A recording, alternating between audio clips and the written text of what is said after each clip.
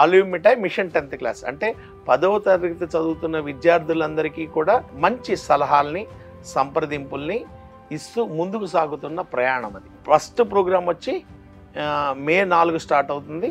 అలాగే ప్రతి ఆదివారం సాయంత్రం 5 గంటలకి ఈ ప్రోగ్రాం. ఆ కార్యక్రమం ప్రజల్లోకి తీసుకెళ్లాల్సిన బాధ్యత నీది. నువ్వు నీ ఫ్రెండ్స్ అందరికీ, జూనియర్స్ కూడా చెప్పాలి. చెప్పి ఏం లేదు అంటే అందరికి వాళ్ళ గైడెన్స్ ఉంటుంది, ఎలా చదువుకోవాలి, ఏమిటి అంటే టైం మేనేజ్మెంట్ ఎలా ఉండాలి, ఇవన్నీ కూడా చాలా మంది ఎక్స్పర్ట్స్ వచ్చి వాళ్ళ సక్సెస్ స్టోరీస్ చెప్తారు, పంచుకుంటారు అనమాట. బహుశా నువ్వు కూడా ఒకసారి వచ్చి నీ కథ అంతా పంచుకుంటావు. జూమ్ లో పాపను కూడా తీసుకుని తను ఎలా చదువుకుంది, ఏం చేసావు, అలా అనుకుంటాం కదా. ఇవన్నీ మనం రీజన్స్ చెప్పుకుంటారు. కరెంట్ లేదు, చదవమంటే పిల్లలు ఏం చేస్తారు, ఇంట్లో కరెంట్ పోయింది, లేకపోతే బోర్ కొడుతుంది, ఇంకోటి ఏదో, ఇవన్నీ లేకుండా. అసలు మొబైల్ ఉందా నీకు? లేదు. మొబైల్ లేదా? అదొక పెద్ద వరం సార్. అదే లేకపోవడమే వరం, అదే సక్సెస్. అదే సక్సెస్ స్టోరీ అమ్మా. అన్ని మార్కులు సాధించడానికి మొట్టమొదటి కారణం మొబైల్ లేకపోవడం.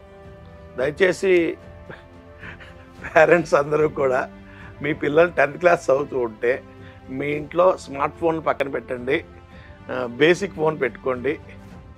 మ్యాక్సిమం ఆ ఇయర్ మొత్తం ఇంట్లో టీవీ లేకుండా చేయగలిగితే అది గొప్ప మొదటి మెట్టు మీ పిల్లల సక్సెస్కి.